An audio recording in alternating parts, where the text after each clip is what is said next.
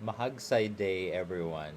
Welcome to this orientation on determining the least learned and least mastered competencies, also known as the LLC or LMC.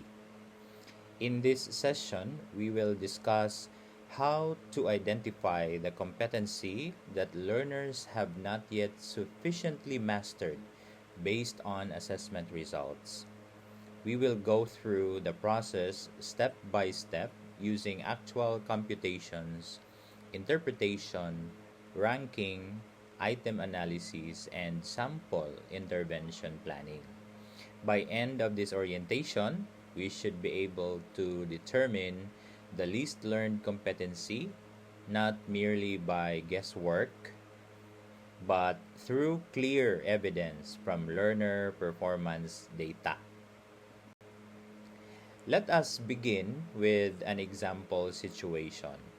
Suppose a grade 7 science teacher gives a 20-item test to his or her 40 learners.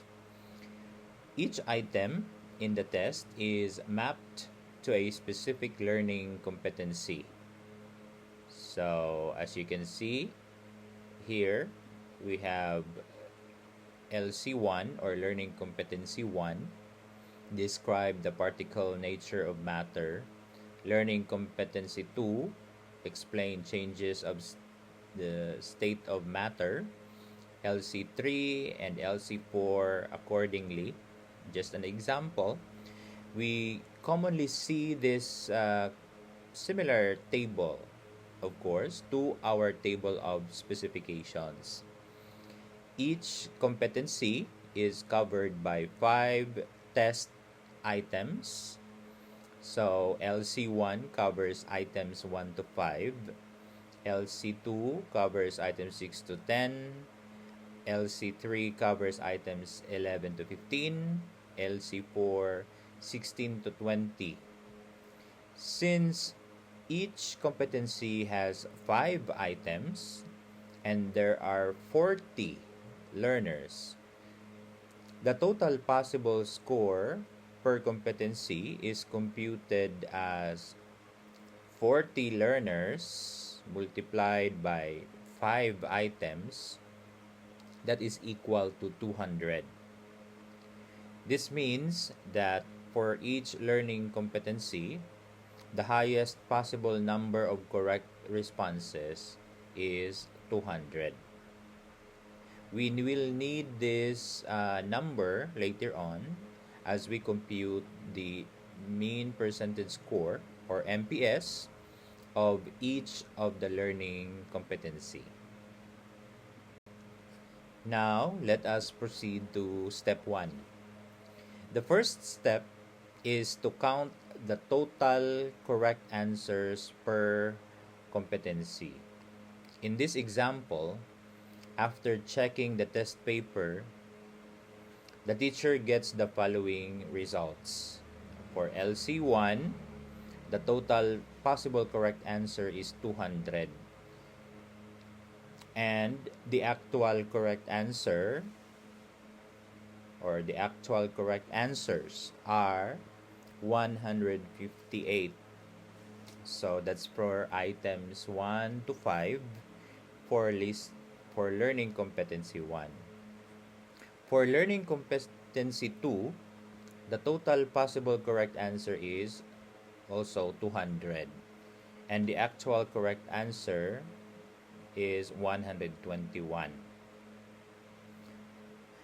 For learning competency 3, the total possible correct answer is also 200 kasi again 5 items yan tapos meron tayong 40 students. And the actual correct answer for learning competency 3 is 96.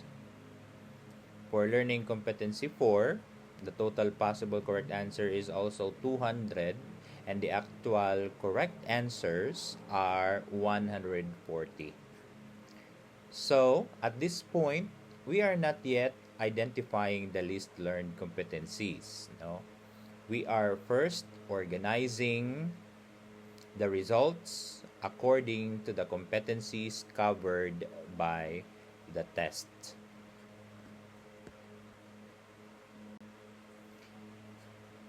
Now, after counting the correct responses, we now proceed to step 2.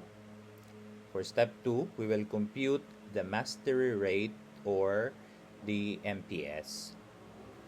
The formula is mastery rate equals actual correct answers divided by the total possible correct answers multiplied by 100.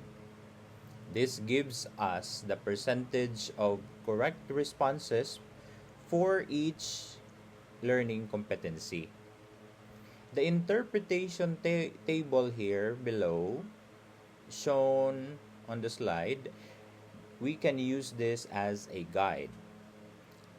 This school year, the Division of Agusan del Sur will formally announce this as our standard guide for interpretation of the MPS. Particularly, of course, for least learned competency determination. So, if you look at the table, a mastery rate of 90 to 100% means that the competency is highly learned or highly mastered. Please take note, we can interchangeably use learned and mastered. No? So, highly learned or highly mastered, we look at them and define them as similar terms. A mastery rate of 75 to 89% means that the competency is learned or mastered. Naka-green po yan kasi these are the ranges that we want to achieve, no? Meaning learned or mastered talaga ang mga competencies na may ganitong rating or MPS. While a mastery rate of 50 to 74 means the competency is nearly learned or nearly mastered. It is in color red because it is at this point and below 50, no, where we consider the learning competency with this kind of MPS as least learned. In fact, and furthermore, a mastery rate of 25 to 49% means the learning competency is least learned. 0 to 24 would mean that the competency is critically least learned or least mastered. This interpretation helps our teachers decide the appropriate intervention, whether the intervention is enrichment, reinforcement, remediation, or urgent intervention. Let us now apply the formula. Okay, so for learning competency 1, the computation is 158 divided by 200 multiplied by 100, the result is 79%. Therefore, learning competency 1 is interpreted as learned or mastered. Let's look at learning competency 2. 121 divided by 200 multiplied by 100, the result is 60.5%. Therefore, learning competency 2 is interpreted as nearly learned or nearly mastered. For learning competency 3, 96, which is the actual correct answers, the number of correct answers, divided by 200 multiplied by 100, the result is 48%. Therefore, learning competency 3 is interpreted as least learned or least mastered. Ayan. For learning competency 4, 140, that's our number of correct answers, divided by 200, the total possible correct answers, times 100. Okay, the result is 70%. Therefore, learning competency 4 is interpreted as nearly learned or nearly mastered based on the computations of LC1, LC2, LC3, and LC4. We can already see that LC3 has the lowest mastery rate, which is 48%. Now, let us proceed to step 3, ranking of the competencies. Ranking the competencies helps us to clearly identify which competency needs the highest level of support. In this example, LC3 or Learning Competency 3 has the lowest mastery rate at 48%. So it ranks first among the least learned or least mastered competencies. Learning Competency 2 has 60.5%, so it ranks second. Learning Competency 4 has 70%, so it ranks third. Learning Competency 1 has the highest mastery rate at 79%, so it ranks fourth in the list of learning gaps. Therefore, the least learned or least mastered competency is rank 1, Learning Competency 3.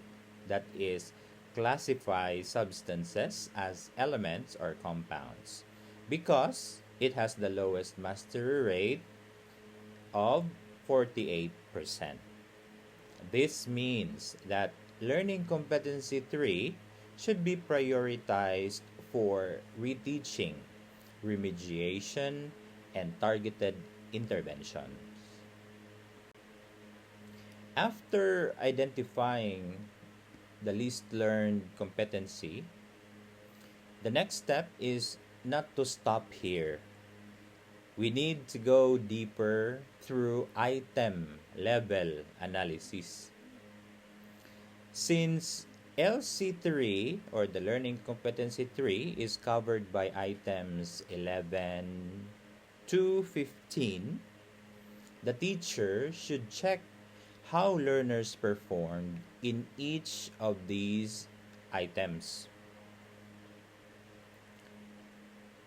In this example, item 11 was answered correctly by 28 out of 40 learners, and that is 70%.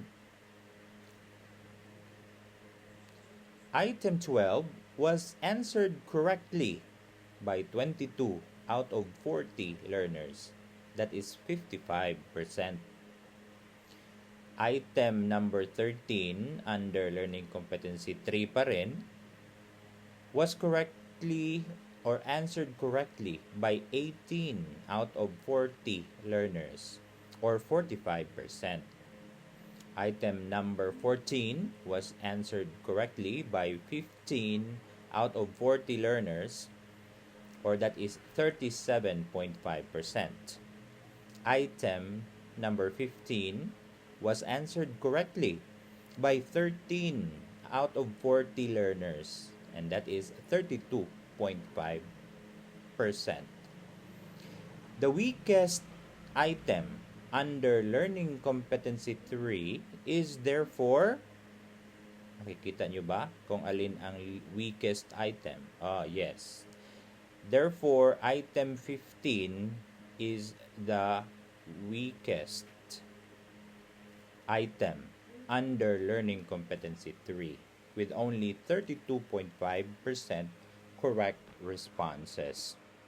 This tells us that the teacher should examine item number 15 more closely to understand the specific learner difficulty.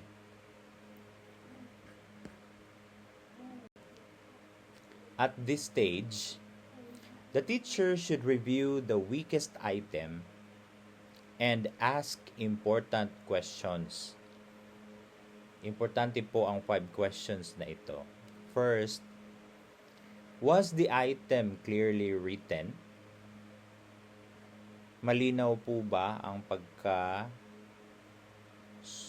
pagkagawa ng item? Yung question, tama ba yung grammar? Hindi ba meron bang tamang sagot talaga? Baka kasi walang tamang sagot doon. Second, was the item aligned with the competency? Covered ba talaga ang tanong mo, ang content ng tanong mo, naaayon ba sa learning competency? Kasi minsan, nagkakaroon ng error, no? Typo. O di ba kaya namali si teacher, no? Ng copy-paste. Third, was the answer key correct? Baka kasi mali yung answer key. Fourth, was the topic actually taught? Tinuro ba ni teacher yung topic doon sa tanong? And fifth, was the item too difficult? Baka confusing or misleading masyado ang tanong. These questions are important because a low score does not automatically mean that the learners failed to learn the competency. Sometimes, the problem may be in the test item itself. However, if the item is valid, yes ang sagot mo sa lahat ng 5 na yan, aligned, clearly written, correctly keyed, tama yung answer key, and the topic was actually taught, then the result confirms that the learning competency 3 is truly least learned or least mastered, and therefore, this is the time when the teacher can really report it as a least learned or a least mastered competency. After identifying the least learned competency and checking the item level weakness, the next step is to prepare an intervention plan. So, hindi po magtatapos sa pag-identify ng MPS at least learned competency ang ating test result analysis. For learning competency 3, the competency is classify substances as elements or compounds. Based on item analysis, the possible root cause may include confusion among elements, compounds, and mixtures. The intervention may be pwedeng reteaching using concrete examples, using pictures, and classification activities. Another possible root cause is difficulty in interpreting chemical formulas. For this, the teacher may use simple drills using examples such as H2O, CO2, NaCl, O2, or iron. Yeah. A third possible root cause is guessing on comparison items. For this, the teacher may conduct group activities such as sorting cards into element, compound, and mixture. The important point in this is intervention should be based on the identified learning gap and also based on the specific item level weakness. targeted po dapat, no, ang ating mga additional activities and interventions. Of course, importante po, it should be creative, no, and interesting to our learners. Here is a sample statement that a teacher may write in the assessment report on intervention plan. Siguro doon ito sa last part ng ating test notebook. So, in the division of Agusan del Sur, our teachers are required to prepare a physical or a digital test notebook where the TOS or Table of Specifications, the test questionnaires, answer keys, and the analysis results, including MPS and least learned or least mastered competencies, are recorded. So, pwede ring maglagay at syempre kailangan mayroong statement, no, from the teacher in the assessment report. So this is an example.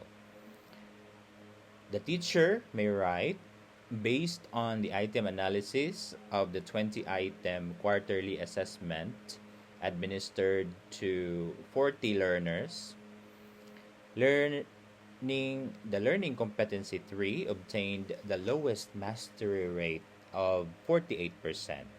This was computed as 96 correct responses divided by 200 possible correct responses multiplied by 100. Therefore, learning competency 3, classify substance as elements or compounds, is identified as the least learned or least mastered competency.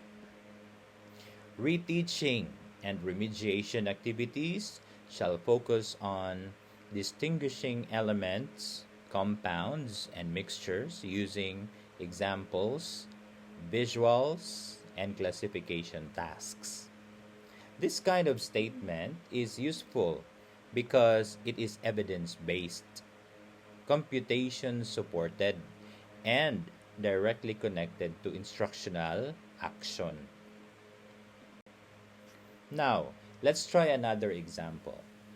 Suppose a 10-item quiz was given to 30 learners. So, Learning Competency 1 covers items 1 to 3 with 72 correct responses. Learning Competency 2 covers items 4 to 6 with 54 correct responses. Learning Competency 3 covers items 7 to 10 with 78 correct responses. First, we compute the total possible correct answers. LC1 has 3 items multiplied by 30 learners, so the total possible correct answers for LC1 is 90. LC2 has 3 items also multiplied by 30 learners, so the total possible correct answer is also 90. Learning Competency 3 has 4 items this time multiplied by 30 learners, so the total possible correct answer is 120. Now, after we have now the possible score or the total possible score or correct answer, we will now compute the mastery rate or the MPS. Learning Competency 1 is 72 divided by 90 multiplied by 100. That gives us 80%. Learning Competency 2 is 54 correct responses divided by 90 as the total possible correct responses multiplied by 100 is 60%. LC3 is 78 divided by 120 multiplied by 100 gives us 65%.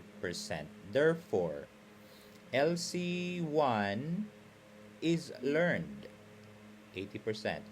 If we go back to our interpretation table, 80% is interpreted as learned or mastered, while LC2 60% and LC3 65% mastery rate are interpreted as nearly learned or nearly mastered. So nakapula po yan because nearly learned is not learned. 'Di ba? Muntik na, parang ganun. So these are considered uh, candidates, no, for least learned competencies. In fact, they are really least learned, no, in a sense. Based on the second example, the least learned or least mastered competency is learning competency 2 because it has the lowest mastery rate at 60%. The principle is simple. The least learned or least mastered competency is the competency with the lowest percentage of correct responses, provided that the test items are valid, aligned with the competency, and are actually taught. This is very important. We should not identify least learned competencies based only on raw scores, based only on impressions or assumptions. We should use evidence, computation, ranking, and item validation. In this way, the identification of least learned competencies or least mastered competencies becomes fair, objective, and useful for planning instruction and remediation. I hope you learned something in today's uh, presentation. This ends our orientation on determining the least learned or least mastered competencies. Always remember that assessment results are not just numbers. They are signals that guide us on what to reteach, what to reinforce, and how to better support our learners. When we properly identify the least learned competencies, we are able to provide more focused, meaningful, and timely interventions. Thank you very much, and may this process help us make classroom assessment more useful for teaching and learning. Have a nice day, everyone.